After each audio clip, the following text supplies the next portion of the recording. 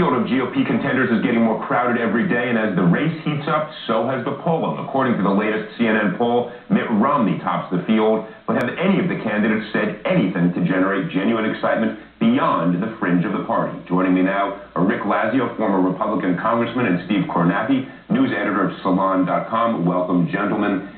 Steve, let me start with you. You wrote an interesting, intriguing article the other day in which you said the Republican leadership, the elite of the party, as it were, was afraid of a Palin candidacy. Why? Explain that to us. Yeah, I mean, I think to understand what's going on now, you have to think back to the 2010 midterm election, which obviously was fantastic for the Republicans, but there were some sort of rough spots there. You know, I think the Republican sort of establishment looked at it and said, you know, the economy was terrible, the Democrats controlled everything in Washington, voters wanted, you know, to throw the opposition party, you know, give them some power, so Republicans weren't necessarily going to win. And yet there were some big races, like the Senate race in Delaware with Christine O'Donnell, the Senate race in Nevada with Sharon Angle, the Republican nominee, where the Republican base insisted on nominating candidates that were basically unelectable, even in the climate of 2010. And I think the Republican establishment took the lesson out of that, hey, you know, the key to 2012 is if the economy is still bad and voters want to get rid of Obama, let's not do anything as a party to screw that up. Let's not nominate at the presidential level Christine O'Donnell or Sharon Angle, and I think they saw Sarah Palin represents that.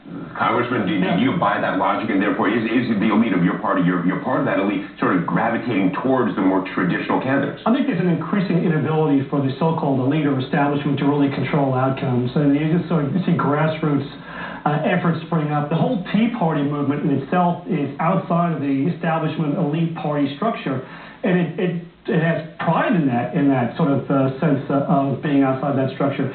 So I think that absolutely you want to have a candidate, if you're a Republican leader, who's going to have broad-based support, who's got the ability to bring over independent voters, that crucial independent swing voter that both Republicans and Democrats are looking to lock up.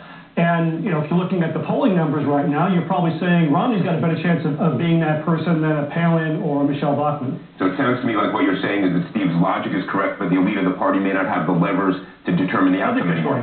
Now, you, on the other hand, Steve, have been pointing out that even from Roger Ailes on down, now Roger Ailes is sort of the quixotic position. He's in the media business technically, but obviously a powerful person in the Republican Party. He's been playing a role in this. Right, and that's the thing. I think when we use the term elite, we think of people who are just sort of automatically, you know, have nothing to do with the base of the party and the grassroots. I think we have to think about a guy like Roger Ailes, who controls Fox News Channel, which everybody in the Republican Party these days watches. You have to think about a guy like Charles Krauthammer, who's probably the most influential columnist on the right now. These are people sort of, I would say they're in the Republican establishment, who have a lot of influence on what the base thinks. And if you look at how they've treated Sarah Palin, you know, since last November, I think you've seen an uptick in the sort of negativity that they've expressed toward her. And I think you've seen that correspond to polls, because even among Republicans right now, she's not that popular. Look, within your party's possible nominees, who of the non-fringe candidates, take away Santorum, Palin, and Bachmann, who is, within the mainstream candidates, is saying something that genuinely excites people?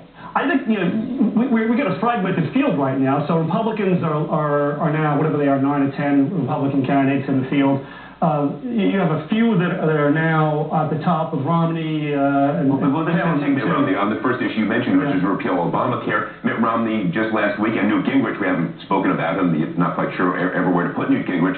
Both of them said the individual mandate makes sense as a matter of being the essential premise of healthcare. What do you make of that, Steve? Well, and also there's news today that Tim Pawlenty, just 3 or 4 years ago, was pretty much saying the same thing, saying he was open to the idea of the individual mandate. I mean, the history of that suggests the individual mandate was actually pretty much a conservative idea. As recently as 15 years ago, you know, in the United States Congress, you had a fair number of Republicans, you know, in the Senate, like Bob Dole, Orrin Hatch, saying, you know what, if we're going to do healthcare reform, let's do it with the individual mandate. So it speaks to the season we're in right now, which is, I think, every Republican needs to appeal to the base of the party, which is just convinced that the worst thing that ever happened to the country was Obamacare. But the question is, if one of these guys like Romney, you know, gets the nomination, does he change his tune a little bit in the fall? Can Mitt Romney overcome this? Look, I happen to think the individual mandate is, as Steve said, very conservative. I wrote an article saying conservatives should love it. It is how you get rid of the free rider problem with healthcare. But how does Mitt Romney deal with that? Because I think he will be your nominee. Yeah. How does he deal with that issue? Well, I think, first of all, what he would say as governor was that the bill that ends up being in place right now is very different from the bill that he proposed. What he proposed was for people to either have a bond or to have sort of a catastrophic health care policy.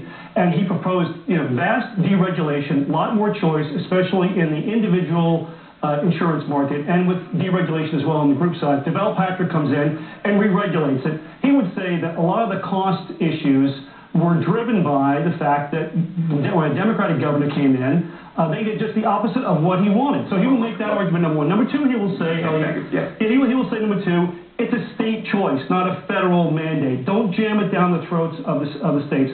Third, he's going to say, listen, I actually increased the amount of people, poor people, who actually got health care coverage. That was a good thing. Okay, look, it'll be interesting to see if it plays out that way. It's going to be an interesting record to try to debate. All right, we got a break here. We'll continue this in weeks ahead. It's going to be fascinating. Steve Kornacki, Rick Lazio, thanks for joining us. Up next.